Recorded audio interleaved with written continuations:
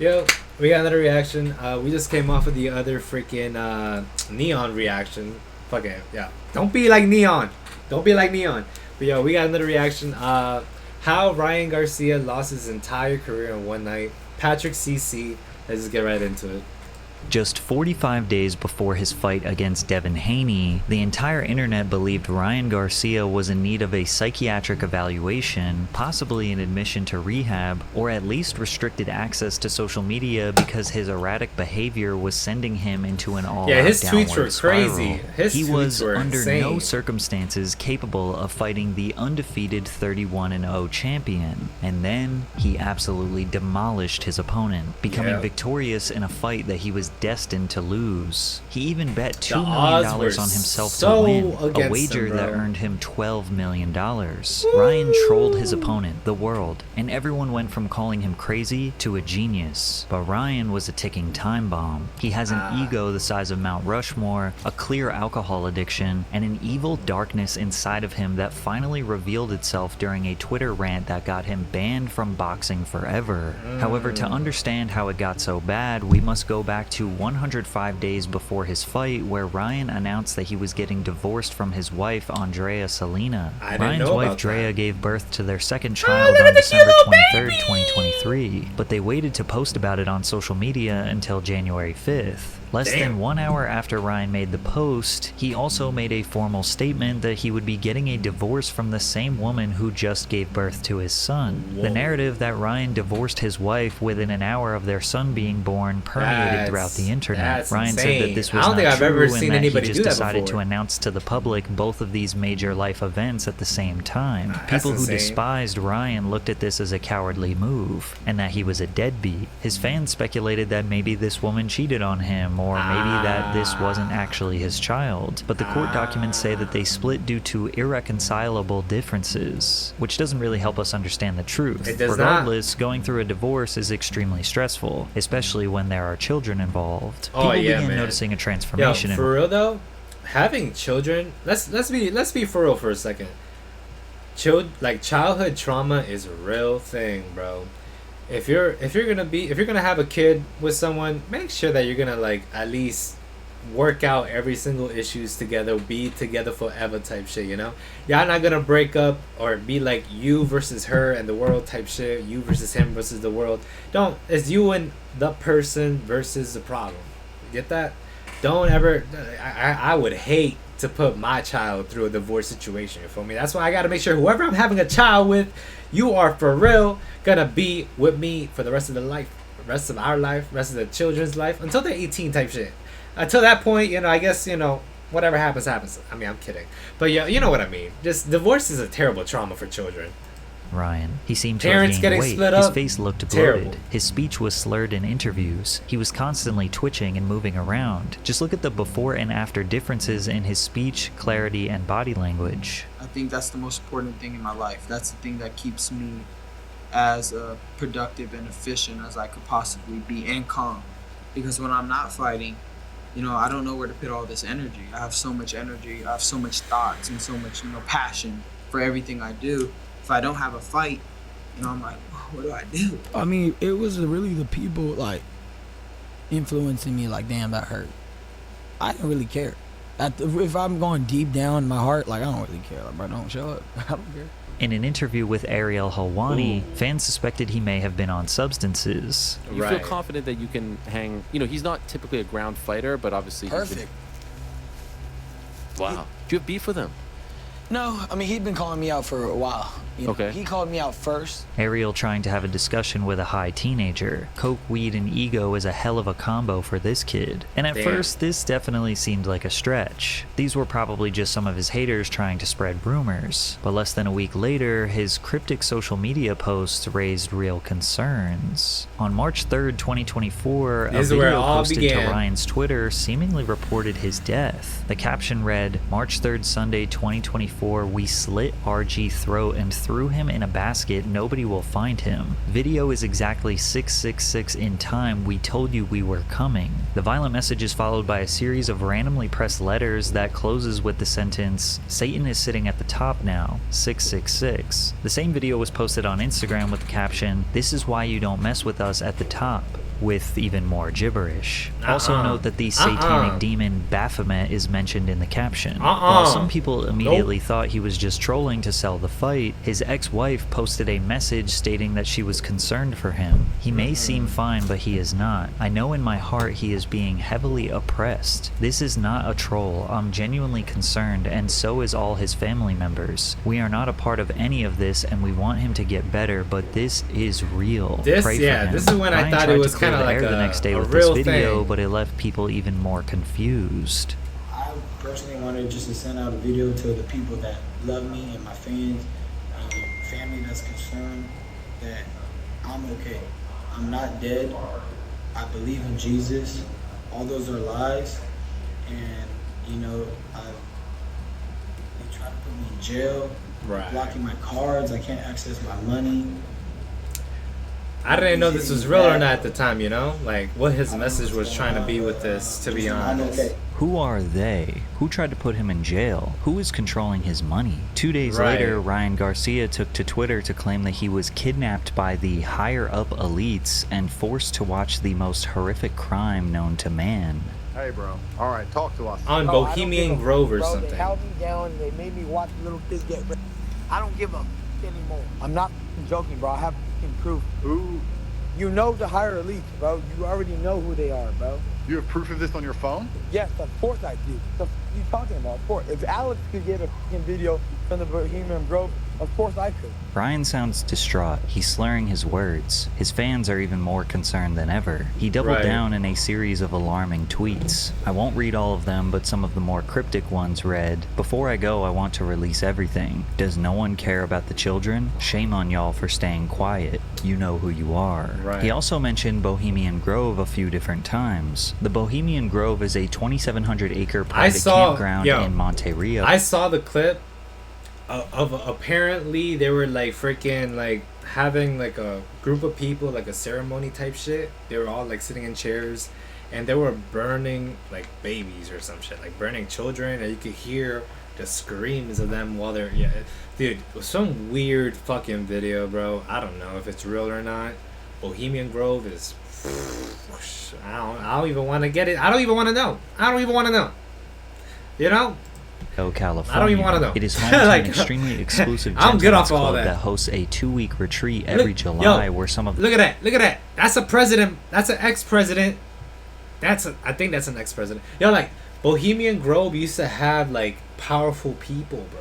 I don't want to know. I don't want to mess with it. The most powerful men in the world. It's too much for me. During the first weekend of the summer encampment, robed figures sacrifice an effigy as part of a ritual meant to banish all worries from the gathered members. Yes, they make a sacrifice every year during the retreat, but they ascertain that it is not a real living being. The Grove has been the center of many conspiracies for decades, claiming that human lives are sacrificed here, children are trafficked here, and the powerful elites have dark secrets that are hidden here. We do know that the Manhattan Project planning meeting took place here in September 1942, which led to the creation and the ultimate firing of the atomic bomb. However, you can also find hundreds of posts from people who worked at Bohemian Grove that say it's nothing more than a summer camp for rich boomers who just get drunk for 2 weeks straight. They do admit that a weird energy permeates throughout the camp, and the members have a strange love for urinating on the trees, but nobody claims to have seen anything worth sharing with Alex Jones. Either way, it's rare to see a celebrity as famous as Ryan speak about such conspiracies, and we have seen other celebs speak out about similar powerful figures in the industry only to be blacklisted from the industry or labeled as crazy. But the follow-up post that Ryan made after his Twitter rant did not ease conspiracy theorists' minds.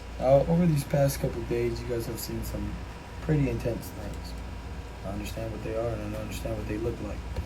But I'm coming back to announce I'm not going to speak on any other topic other than boxing. He doesn't even look there right now. And my fight.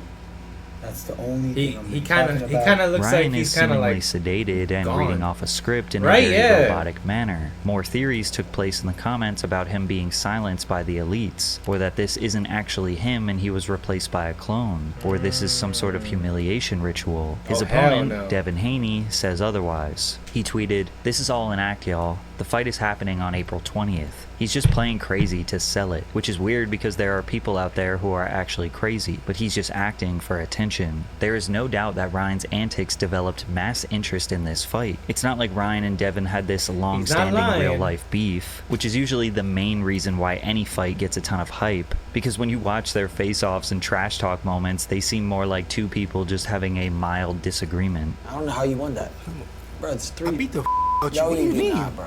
I gave you an 8 count. You did not give me an 8 count. You don't remember that fight in Reno? No, you beat me, though. I'll give you that. So how did I get a point taken away and I won? Because you won. You beat me all 3 rounds. Duh. You can still win.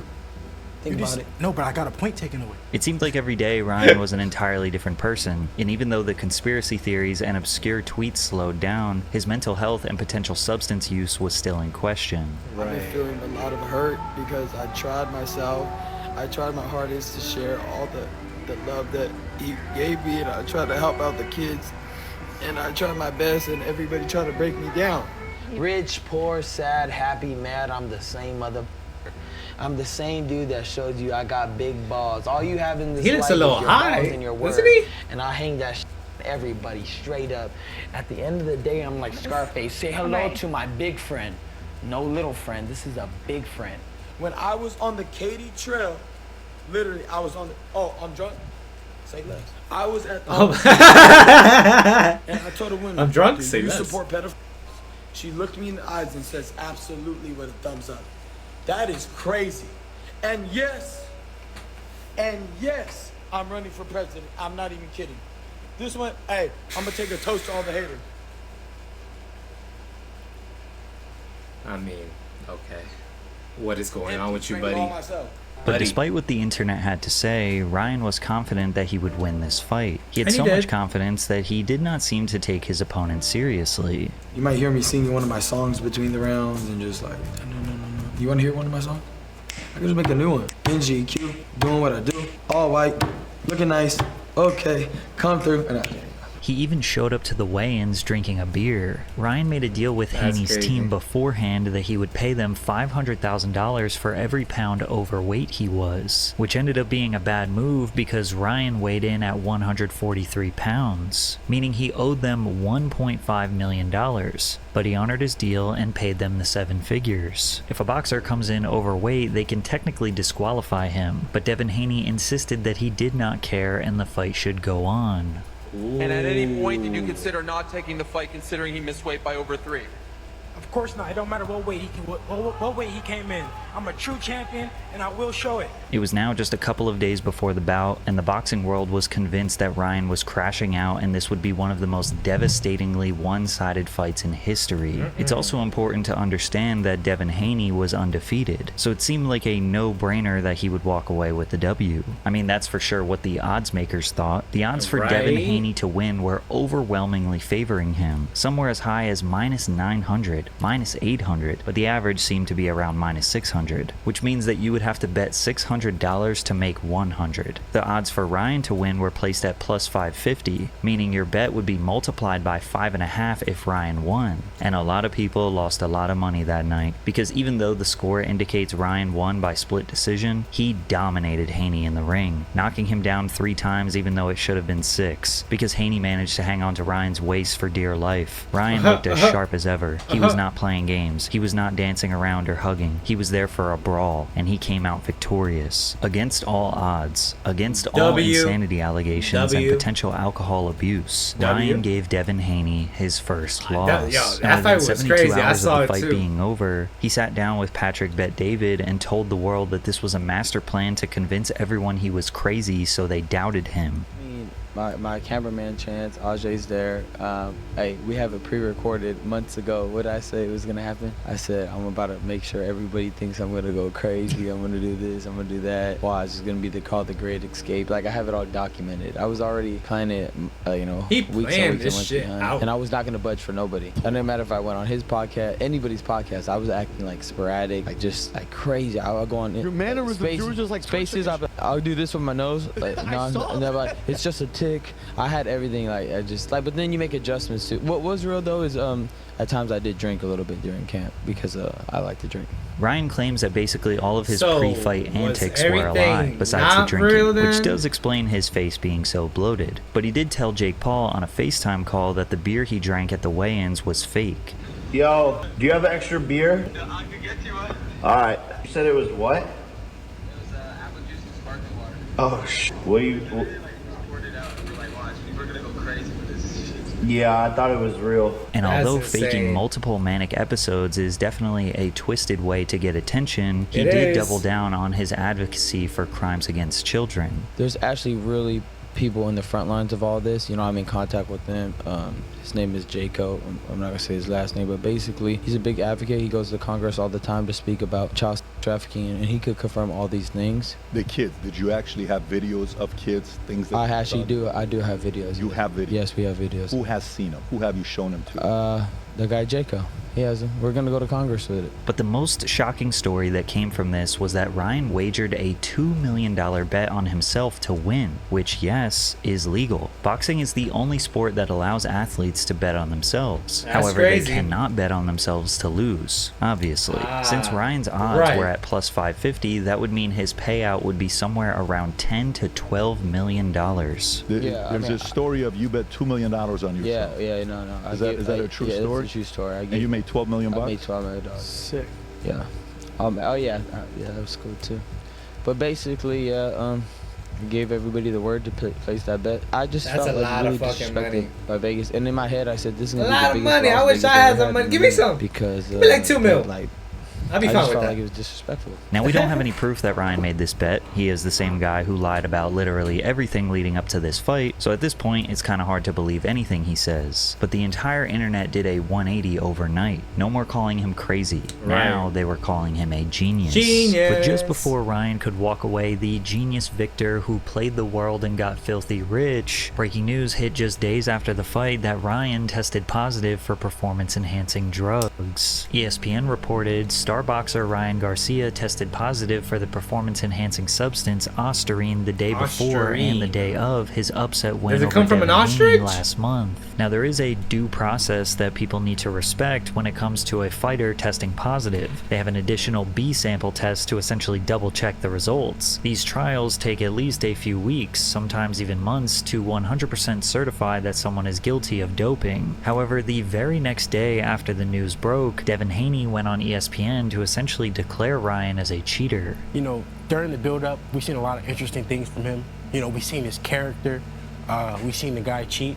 We see the type of person that he is. Ryan immediately proclaimed his innocence. These dudes are weirdos, bro. They're trying to take a young Christian man down. I would never, ever take steroids in my life. And we already know that. I don't cheat, bro. This is God-given.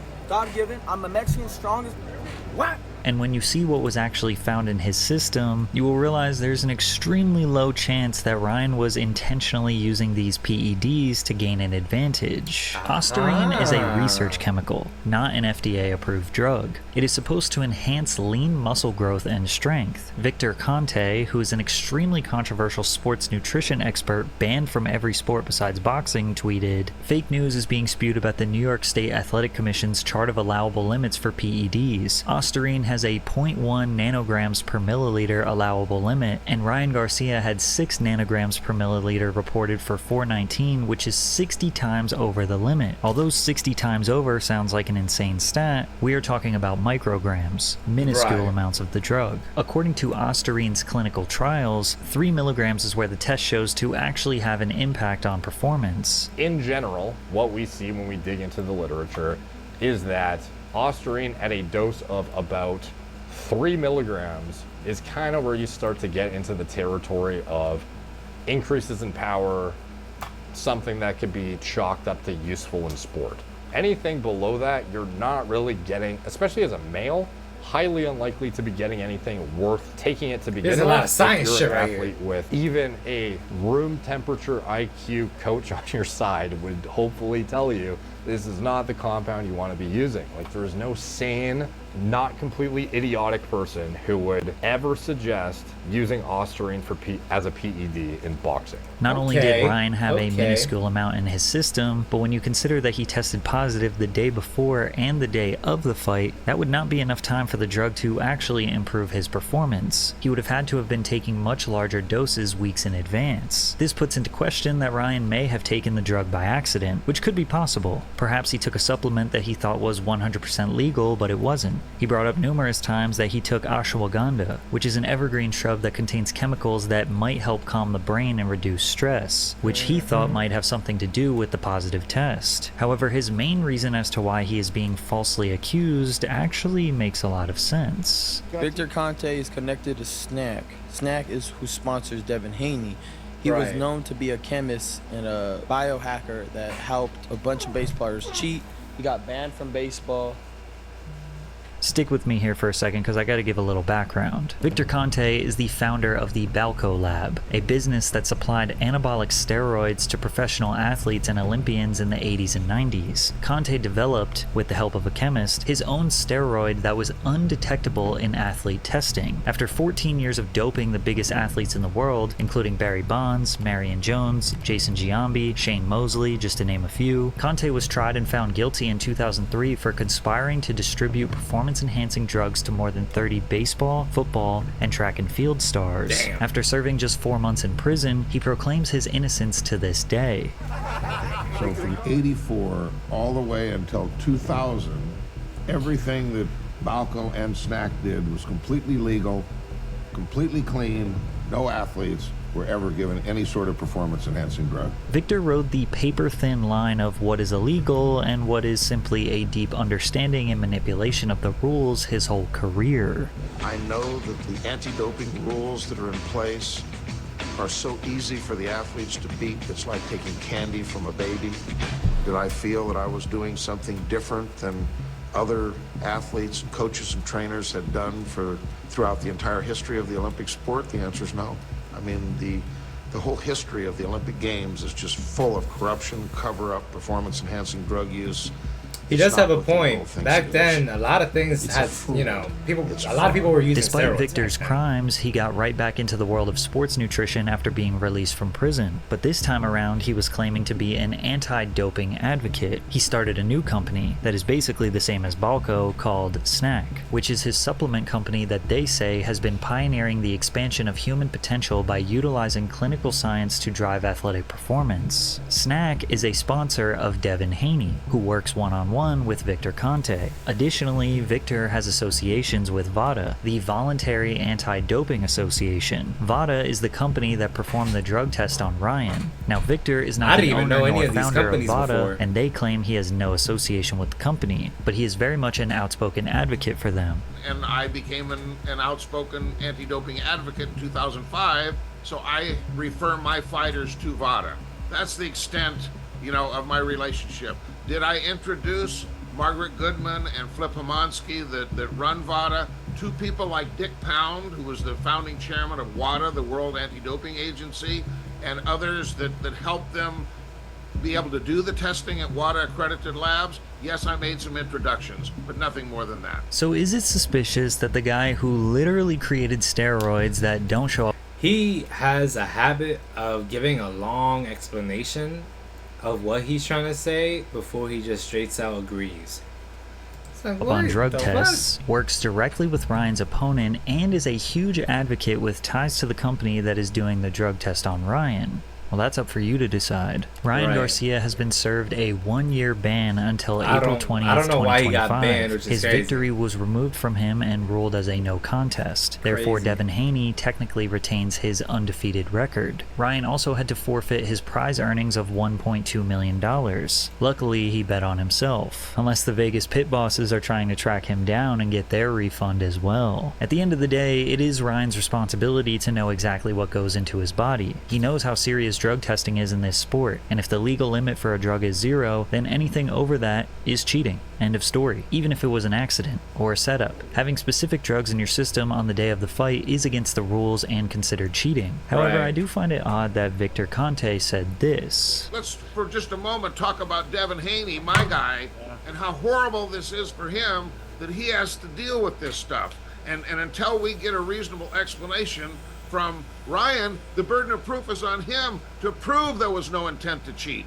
Because otherwise, I don't care if somebody snuck into your room and spiked your toothpaste, you're going to be responsible. It seemed very specific that he mentioned someone sneaking drugs into their opponent's toothpaste as a setup. I mean, I didn't even know that was possible, so kind of sounds like someone who is speaking from experience. Now, with Ryan feeling like he was set up, combined with his excessive alcohol consumption, his life began crashing down. His mother was diagnosed with cancer, and he tweeted, "If my mom dies, I'm going with her." 1 week later, he was arrested in Los Angeles for felony vandalism after a Beverly Hills hotel accused him of causing an estimated $15,000 in damage. Then the next week, he went viral again for his drunken antics at a poker game alongside other celebrities like Jimmy Butler, Ninja, and Dan Blazarian.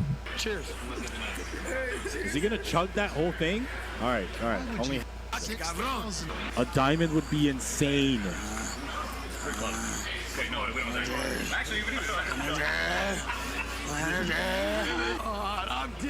I'm different. It feels great. I love Jesus, and What the heck? I'm feeling great.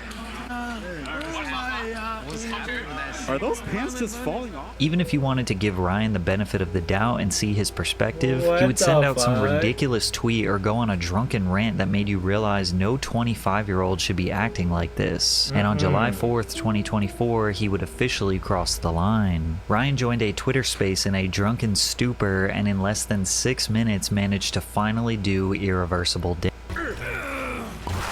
Oh, no. Niggas are sending niggas to the ER, and y'all niggas worried about other people saying the ER, the hard R, when niggas are saying niggas to the ER. The fact that you're speaking on black crime, which doesn't get speaked about enough, you know what I mean? Because that is a real thing, right? Hey, guess what? I bet y'all hate me, George Floyd. That nigga was a crackhead, bro. He died because he had fentanyl in his system. Hey, let's go bring George Floyd back to life and kill that again. Relax. Hey, okay. Now what? Brian, you want to talk about what's going on in the world. You don't even know. No, shut the f about up. Israel You're not or really like Palestine. that, bro. You're a culture vulture. You want to be a Muslim because Muslims support you. You're weird, bro. You're like a gay ass fag, bro. Bro, f you and Muslims and little kids, bro. All you mother, bro. You All can't come back from that. You're gonna regret saying all of this. When you Guess talk what? about Guess that. what? I will never be touched because I'm with God. I'm with Jesus. I'm not regretting it. I swear to God, I'm not. I've never been touched in my life. Ryan, if you want to be a representative of Christianity, this is not the way you should be representing yourself. Shut You're not. My Kobe Jordan's in. I hate him. I hate him. Yeah. That. Ryan thought he could just go on the internet and speak without consequences, because that's exactly what he has done for the past few months. But this time he finally said too much, and in less than 24 hours, Ryan Garcia was officially expelled by the World Boxing Council after the president tweeted, "I am hereby expelling Ryan Garcia from any activity with our organization. We reject any form of discrimination. I fear for Ryan's well-being as he has declined multiple attempts for our help with mental health and substance abuse." And if you thought Ryan woke up sober and had a moment of clarity after realizing he let the darkest part of his mind spill out onto the internet, you'd be wrong. And guess what? I'm not apologizing for nothing. You ain't gonna catch me apologizing for nothing. Followed by more empty apology tweets like, "I take all responsibility for my words. I misunderstood. I just got a lot of trauma. I struggle with substance abuse and it's hard for me with everything going on. I actually love black people, no cap. Which is why I'm actually sad I offended all my black family and friends. Also to the Muslim community and all my homies that are Muslims, my bad." Nobody thought these apologies were sincere. The damage had been done. His own family was forced to make a statement denouncing everything he said. Ryan has been open about his ongoing struggle with mental health over the years, and as a family we are committed to ensuring and encouraging that he receives the necessary help to navigate this very challenging time. His father is now even pleading for him to go to rehab. I would love for him to get some type of therapy when it comes to his drinking. But as long as Ryan has access to social media, he will continue to make posts that just dig a deeper hole for himself and reveal his true intentions. If he does not change his behavior, he will have thrown away his entire life's work and may never step into the ring again. Oh man, bro, what the hell? I didn't even know he did all that shit, like, recently. Like, what the... He really said all that? Well, I mean, obviously he did. But damn, bro, like, what the hell? Nah, you... Ow, my elbow. You cannot be racist like that, bro. Like, what's wrong with you, bro? Like, racism gotta go. Like, 2024, like, come on, man. Like, I don't know, man. As a Hispanic, we don't claim him. That's just crazy. But, yeah, man. W video by Patrick. Love you, Patrick. What's it called? Drop a like, subscribe. If you guys want more reactions like this, just let me know down below. I'll see you guys later. Peace.